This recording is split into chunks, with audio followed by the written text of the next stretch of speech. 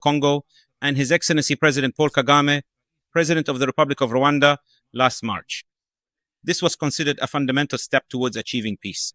This meeting was followed by a series of negotiation meetings between the parties. It served as a genuine starting point for peace and reconciliation between the conflicting parties.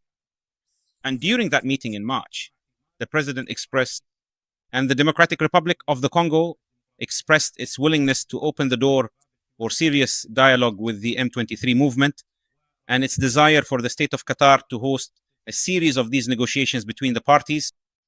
Since last March, Qatar has hosted these talks towards consolidating peace and stability in the Eastern Democratic Republic of the Congo.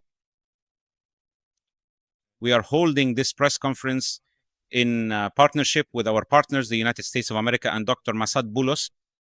Today, he will also join me in discussing some of these important points related to this agreement, as well as the constructive steps that have been taken in Washington.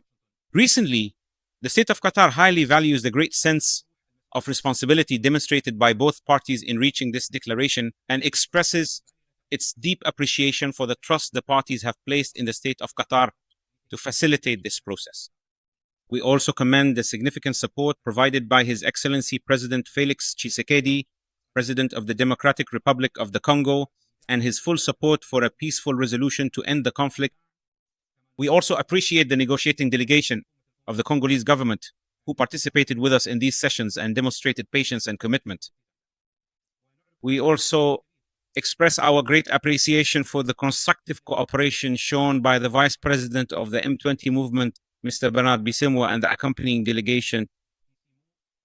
The negotiations were full of many challenges, but we succeeded. And thanks to God, we have taken a very important step towards peace by signing this declaration of principles between the two parties.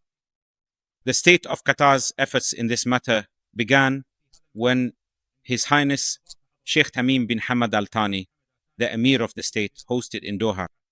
His Excellency President Felix Tshisekedi, President of the Democratic Republic of the Congo, and His Excellency President Paul Kagame, President of the Republic of Rwanda, last March. This was considered a fundamental step towards achieving peace. This meeting was followed by a series of negotiation meetings between the parties. It served as a genuine starting point for peace and reconciliation between the conflicting parties. And during that meeting in March, the President expressed, and the Democratic Republic of the Congo expressed its willingness to open the door for serious dialogue with the M23 movement and its desire for the state of Qatar to host a series of these negotiations between the parties. Since last March, Qatar has hosted these talks directly, which have been characterized by a spirit of positivity and responsibility, stemming from a firm belief in the importance of dialogue as a fundamental means to resolve conflicts between the parties, which resulted in reaching this historic declaration. The leaders established a true starting point for the peace process, charting a path that led to positive developments and important agreements, foremost among them the Washington Agreement between the Democratic Republic of the Congo and Rwanda, signed on the 27th of June 2025. Today's announcement comes as a culmination of the close coordination that accompanied this agreement. This declaration not only represents a commitment to ending violence, but also serves as a pivotal step and a practical roadmap toward national reconciliation. It lays the foundation for a new phase of partnership among the various components of society in the Democratic Republic of the Congo, including armed groups that have chosen to prioritize the greater good. It also opens the door for an active role by the international community to support efforts to build peace and promote sustainable development in conflict-affected areas. Through this agreement, which includes a number of provisions, both parties affirm via the Declaration of Principles their determination to achieve a permanent cessation of violence and attacks. They also commit to building trust through various measures, including clear mechanisms related to the exchange of prisoners and detainees. Additionally, steps are being taken toward a comprehensive agreement that reaffirms the restoration of state authority over all its territories and facilitates the safe and dignified return of displaced persons and refugees to their homes.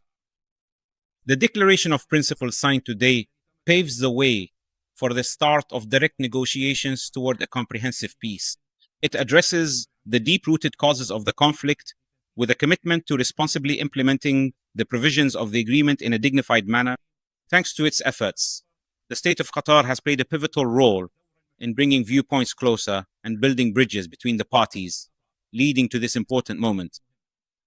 Nevertheless, the primary responsibility for implementing this agreement lies with the two parties to the agreement.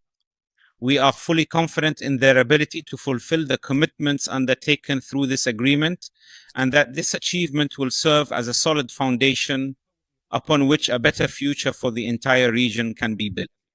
In conclusion, I would like to express my deep gratitude to everyone who contributed with us to the success and achievement of today, foremost among them, the African Union, and His Excellency the President of the Republic of Togo, whose significant and clear efforts as the official mediator in this matter are greatly appreciated. All under the auspices of the African Union. We also value the strong support from our friend, the United States of America, and Mr. Saad Boulos, advisor to His Excellency the President of the United States. We must also not forget to thank His Excellency Mr. Mahmoud Ali, Chairman of the African Union Commission, for his continuous support of peace efforts on the continent. We also express our appreciation to a number of countries that had a very significant impact in reaching today's agreement. Among them are the Republic of Rwanda, as well as the United Kingdom through its special envoy, and also the Republic of France, which played a major role. In fact, there is an announcement of an upcoming conference to support the humanitarian operation in Eastern Congo and the Strategic Dialogue Group in the Netherlands, alongside all the countries and regional and international partners who supported the peace efforts and helped bring the parties closer together.